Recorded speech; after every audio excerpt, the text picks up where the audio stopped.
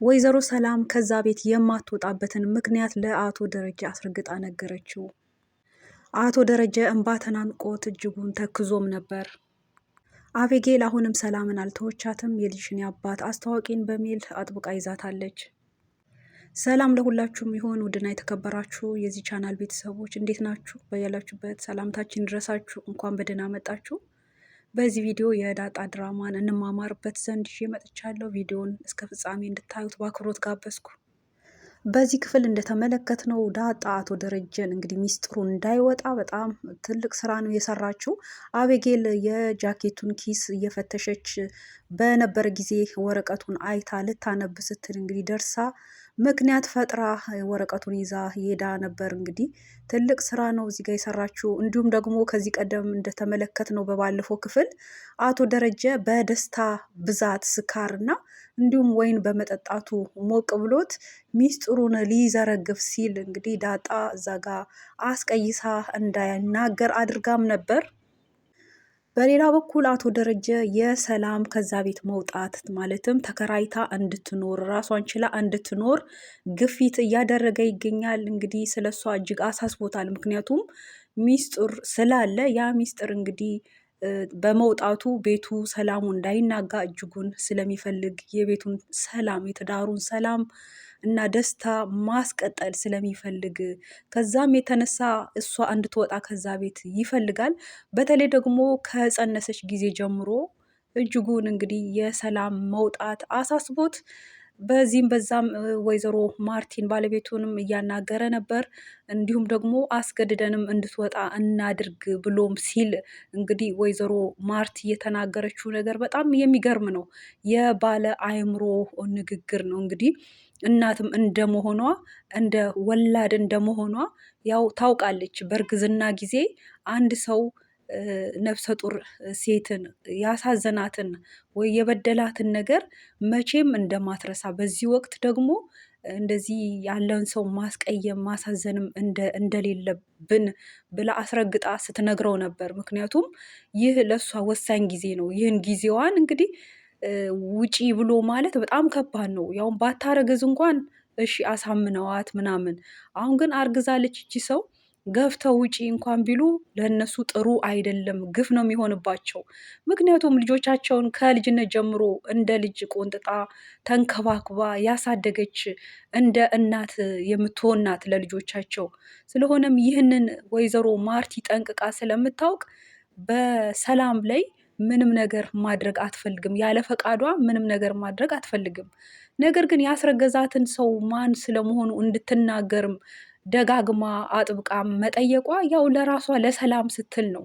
ምክንያቱም ነገ ሌላ ቀን ነው። አሁን ላይ እንደምታስበው አይደለም። ልጅን የሚያህል ነገር አባቱን ሳያውቅ እንዴት ሊሆን ይችላል? ለራሷም ስትል ለልጇም ለቀጣይ ህይወት ስትል የልጅሽን አባት አስተዋውቂን፣ ያውም ደግሞ መልስ እንጥራ፣ እንተዋወቅ። እንደ ወላጅ መቼም አብረሽን ኖረሻል፣ ውለታሽን አንረሳም። የልጆቻችን እናት ነሽ። ስለሆነም እንግዲህ እንደ ቤተሰብ አምጪና አስተዋውቂን ያሉት ነገር ትክክል ነው። ያው እሷ ደግሞ ከውጭ ያረገዘች ቢሆን አምጥታም ለማስተዋወቅ እንግዲህ ደስ ነው የሚላት። ነገር ግን ጉዳዩ ሌላ ስለሆነ ይህንን ደግሞ እንግዲህ በእግዚአብሔር ፊት ቃል ገብታ ነበር ካላችሁ እንግዲህ በባለፈው ክፍል እንደተመለከት ነው ይህንን ከመፀነሷ በፊት ለመፀነስ የፈለገችበትን መንገድ እንግዲህ ስትናዘዝ ነበር ለፈጣሪዋ ማለት ነው። ይህንን ያደረግኩት ለኃጢአት አይደለም ወይ ለበቀልም አይደለም ብላ ምክንያቷን እየተናዘዘች ከዚህ በኋላ ደግሞ ይህንን ነገር ላታደርግ ቃል እየገባች እንዲሁም ደግሞ ይህንን ከራሷ ውጪ እንግዲህ ማንም እንዲያውቅ እንደማታደርግ እዛ ጋር ቃል የገባችው ነገር አለ። እንግዲህ ሰው ባይኖርም በእሷና በእግዚአብሔር ፊት ቃል የገባችው ነገር ስላለ ይህንን ሚስጥር አውጥታ መናገር አልፈለገችም። ይህንን ነገር ግን ያደረገችው ፈልጋ ነው፣ ራሷ ፈልጋ ነው፣ ልጅ ፈልጋ ነው። ወታ ደግሞ የምታውቀው ሰው ስለሌለ እንግዲህ በቃ ከዛው ቤት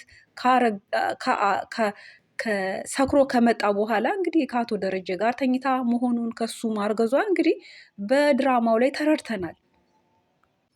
እናም አቶ ደረጀ ያው ለወይዘሮ ማርቲ በእኔ ተይው እኔ አናግራታለሁ አስጨርሳለሁ ብሎ እንግዲህ ምታምን ወይ ደግሞ ሀሳቡን ተቀብላ እሺ የምትል መስሎት እንግዲህ ሰላምን ጠርቶ ሲያናግራት ነበር።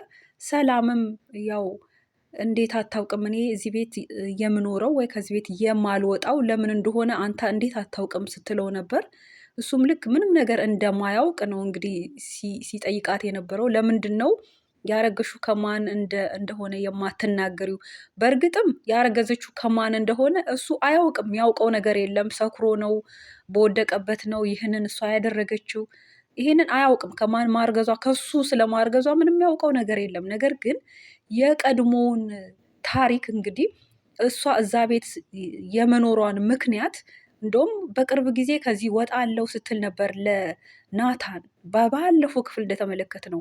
ነገር ግን የማልወጣው የሆነ ጊዜ ደግሞ ሀሳቧን ቀይራ አልወጣም ሀሳቤን ቀይሬያለሁ አለች። ዳጣ ከመጣች ጊዜ ጀምሮ ለምን ልቧ ጠርጥሯል። ዳጣ ገና ስታያት እንደ ቀልቧ በቃ የእናት መቼም እናትና ልጅ የሚሰማቸው ስሜት አለ ሲተያዩ ፊል የሚያደርጉት የደም ነገር ስለሆነ ምክንያቱም ይሄ እንዲሰማን የሚያደርግ ነገር ነው። ራሱ ትክክለኛ የሆነ ነገር ስለሆነ ያው ገልጻ ልጇ መሆኗን ባታውቅም ግን እንደ ልጅ ነው የምታያት።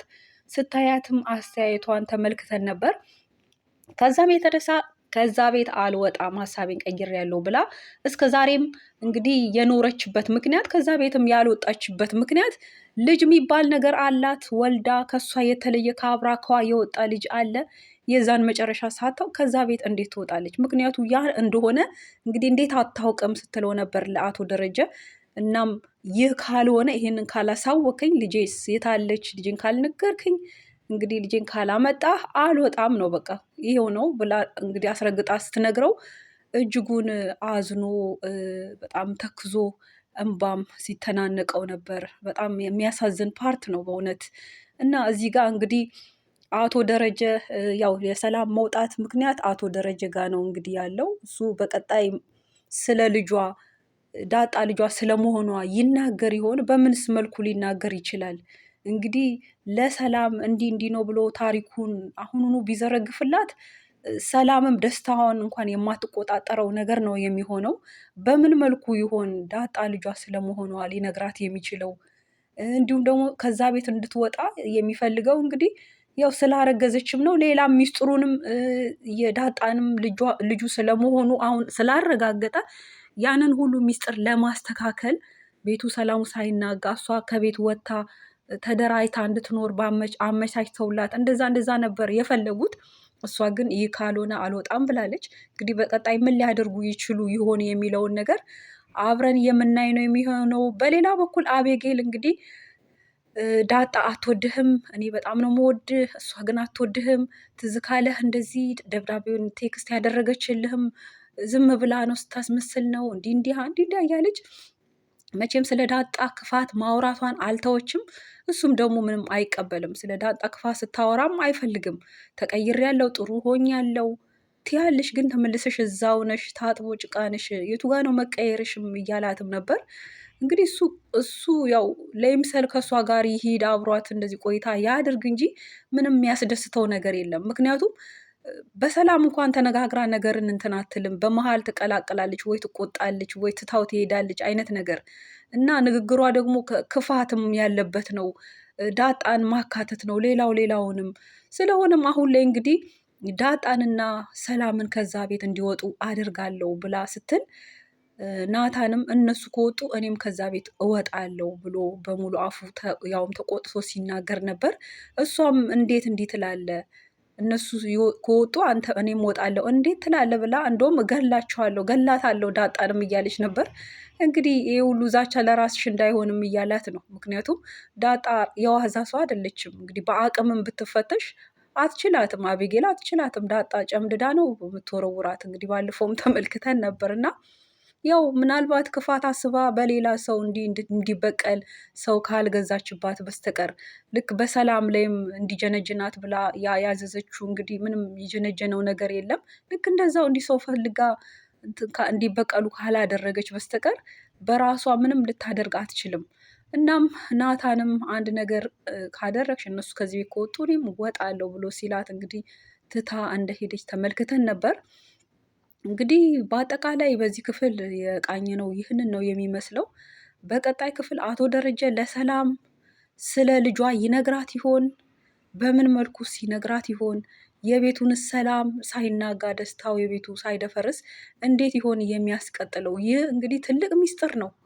በአጠቃላይ በቀጣይ ክፍል ቀጣዩን የምናጋራችሁ ይሆናል። ይህን ቪዲዮ ስላያችሁ እስካሁን ከልብ አመሰግናለሁ። ደህና ሁኑ።